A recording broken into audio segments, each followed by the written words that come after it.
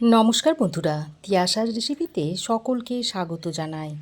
আজ আমি লাউ আর গোবিন্দভোগ চাল দিয়ে একটা দুর্দান্ত স্বাদের নিরামিষ রেসিপি আপনাদের শেয়ার করতে এসেছি, যেটা গরম ভাতের সাথে খেতে অসাধারণ লাগে।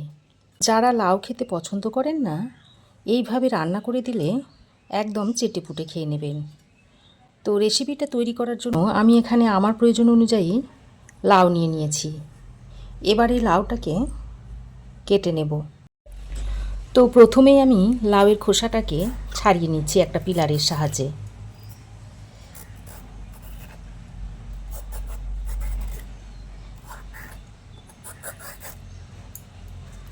তো দেখুন, লাউয়ের খোসাটাকে আমি ছাড়িয়ে নিয়েছি। এবার আমি লাউটাকে কেটে নেব।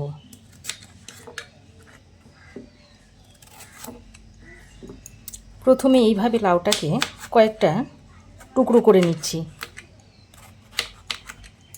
এবার এই লাউটাকে যতটা পারবেন সরু সরু করে কুচিয়ে নেবেন।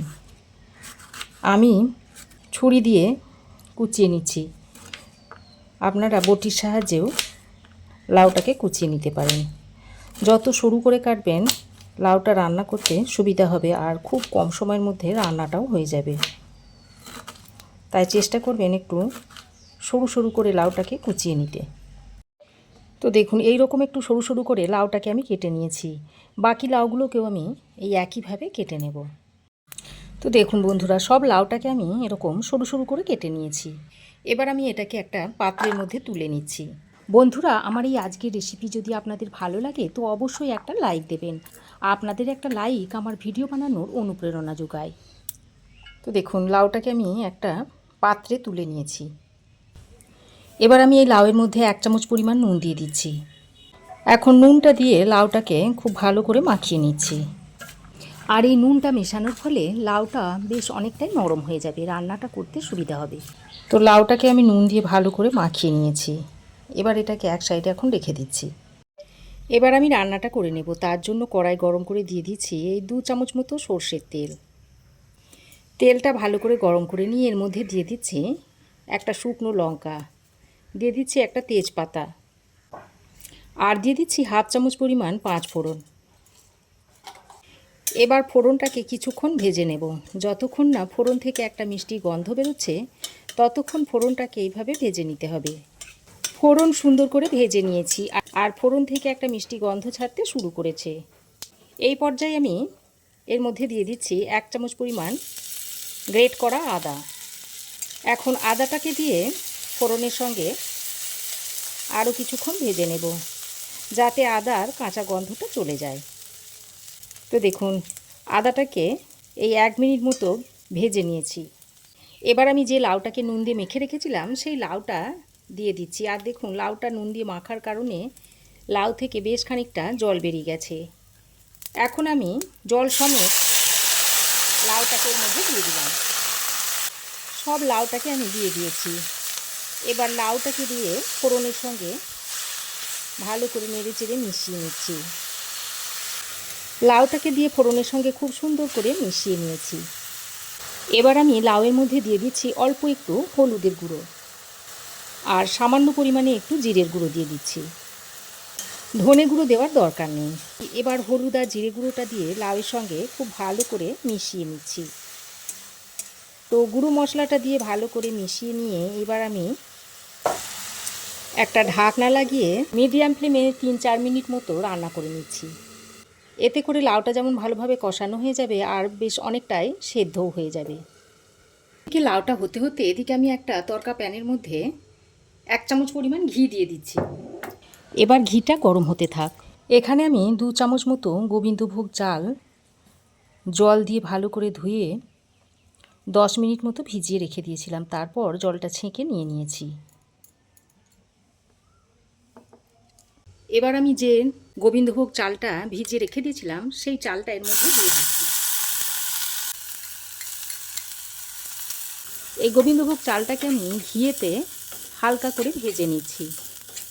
আর গ্যাসের ফ্লেমটাকে এই সময় একদম মিডিয়ামে রেখে দিয়েছি। হাই ফ্লেমে ভাজা যাবে না, হাই ফ্লেমে ভাজলে চালটা আবার পুড়ে যাবে। আর যখন দেখবেন এইরকম একটু চালটা চটপট করতে শুরু করেছে, ঠিক সেই পর্যায়ে দেখুন চালটাকে নামিয়ে নেব। চালের কালারটা সামান্য একটু চেঞ্জ হয়ে আসবে, সেই রকম পর্যায়ে চালটাকে নামিয়ে নিতে হবে। দেখুন চালটা ভাজা ভাজা হয়ে গেছে, এবার আমি এটাকে নামিয়ে নিচ্ছি। এদিকে দেখুন ততক্ষণে 3-4 মিনিট মতো লাউটা রান্না করে নিয়েছি। এবার আমি এই ভাজা গোবিন্দভোগ চালটা এর মধ্যে দিয়ে দিচ্ছি। তারপর এই ঘিয়ে ভাজা চালটা লাউয়ের সঙ্গে ভালো করে মিশিয়ে নিচ্ছি। তো দেখুন খুব ভালো করে মিশিয়ে নিয়েছি। এবার আমি আবারও ঢাকা দিয়ে 3-4 মিনিট মতো রান্না করে নিচ্ছি। তো ঢাকা দিয়ে আমি আরও 3-4 মিনিট মতো রান্না করে নিয়েছি। আর দেখুন অনেকটাই জলটা শুকিয়ে গেছে, আর লাউগুলো দেখুন বেশ অনেকটাই নরম হয়ে গেছে, আর চালগুলোও অনেকটাই সেদ্ধ হয়ে গেছে। এবার আমি এর মধ্যে পরিমাণ মতো নুনটা দিয়ে দিচ্ছি। আগেও আমি লাউয়ে নুনটা মিশিয়ে রেখেছিলাম, তাই সেই অনুযায়ী নুনটা দিয়ে দিলাম। আর ফ্লেভারটা যাতে সুন্দর আসে তাই আমি 2টো চেরা কাঁচা লঙ্কা দিয়ে দিলাম। এবার নুন আর চেরা কাঁচা লঙ্কাটা দিয়ে আবারও ভালো করে লাউয়ের সঙ্গে মিশিয়ে নিচ্ছি। আর দেখুন এটা অনেকটাই শুকনো শুকনো হয়ে এসেছে। এদিকে আমি 1 বাটি কুসুম গরম দুধ নিয়েছি। এবার এই গরম দুধের মধ্যে 1 চামচ পরিমাণ ময়দা ভালো করে মিশিয়ে নিচ্ছি। আর দুধটা একটু কুসুম গরম অবস্থায় নেবেন, তাহলে ময়দাটা গুলতে সুবিধা হবে। তো ময়দাটাকে আমি দুধের সঙ্গে খুব ভালো করে মিশিয়ে নিয়েছি। এবার আমি যে ময়দাটা দুধের মধ্যে গুলে রেখে দিয়েছিলাম সেটা আবারও একবার ভালো করে নেড়েচেড়ে মিশিয়ে নিয়ে এই লাউয়ের মধ্যে দিয়ে দিচ্ছি। তারপর আবারও ভালো করে মিশিয়ে নিচ্ছি সব কিছুকে। আর দুধের মধ্যে ময়দা গুলিয়ে রাখার কারণে দেখুন অনেকটাই ঘন হয়ে যাচ্ছে। এবার গ্যাসের ফ্লেমটাকে মিডিয়ামে করে ঢাকা দিয়ে আরও 4-5 মিনিট মতো রান্না করে নেব। তো ঢাকা দিয়ে আমি আরও 4-5 মিনিট মতো রান্না করে নিয়েছি। আর দেখুন এর জলটা অনেকটাই শুকিয়ে ঘন হয়ে গেছে। এবার আমি এর মধ্যে দিয়ে দিচ্ছি পরিমাণ মতো চিনি। যেহেতু আজকে লাউ গোবিন্দ তৈরি করছি, তাই অবশ্যই করে চিনিটা কিন্তু দিতে হবে, তা না হলে কিন্তু খেতে ভালো হবে না। চিনিটা দিয়ে সব কিছুকে একসঙ্গে ভালো করে মিশিয়ে নিয়েছি। এবার সবশেষে এর মধ্যে অল্প পরিমাণে একটু গরম মশলার গুঁড়ো আর সামান্য পরিমাণে একটু ঘি ছড়িয়ে দিচ্ছি। তারপর নেড়েচেড়ে মিশিয়ে নিচ্ছি সব কিছুকে। আর এরপর আর বেশিক্ষণ রান্না করা যাবে না। এইভাবে নেড়েচেড়ে মিশিয়ে গ্যাসের ফ্লেমটাকে বন্ধ করে দিতে হবে, তা না হলে এটা আরও শুকনো শুকনো হয়ে যাবে, তখন সেটা অতটা ভালো লাগবে না। এবার গ্যাসের ফ্লেম বন্ধ করে আরও কিছুক্ষণ স্ট্যান্ডিং টাইমে রেখে দিচ্ছি। তারপর লাউ গোবিন্দ আপনাদের সার্ভ করে দেখাচ্ছি। তো দেখুন তৈরি হয়ে গেছে নিরামিষ লাউ গোবিন্দর রেসিপি। এবার এটা আপনারা গরম গরম ভাতের সঙ্গে সার্ভ করে দিতে পারবেন। খেতে অত্যন্ত টেস্টি হয়। এইভাবে আপনারা একবার তৈরি করে খেয়ে দেখুন। আশা করছি এর স্বাদ আপনারা ভুলতে পারবেন না।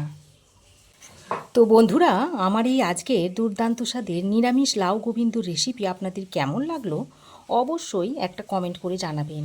ভালো লাগলে একটা লাইক ও শেয়ার করবেন। পাশে থাকা বেল আইকনটা অবশ্যই প্রেস করে দেবেন। আর আমার চ্যানেলে যদি নতুন হয়ে থাকেন তো প্লিজ চ্যানেলটাকে সাবস্ক্রাইব করার অনুরোধ রইল। আজ এ পর্যন্তই। আবার দেখা হবে নতুন কোনো রেসিপি নিয়ে নেক্সট এপিসোডে। সে পর্যন্ত ভালো থাকবেন, সুস্থ থাকবেন। ধন্যবাদ।